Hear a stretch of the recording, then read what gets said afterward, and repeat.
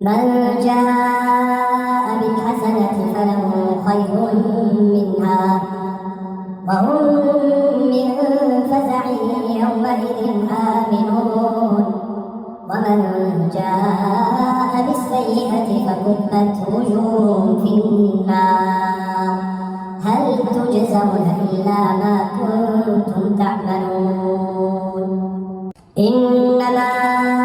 أمرت أن أعبد رب هذه البلدة الذي حرمها وله كل شيء وأمرت أن أكون من المسلمين وأن أتلو القرآن فمن اهتدى فإنما يهتدي لنفسه ومن ضل فقل إنما أنا من المنذرين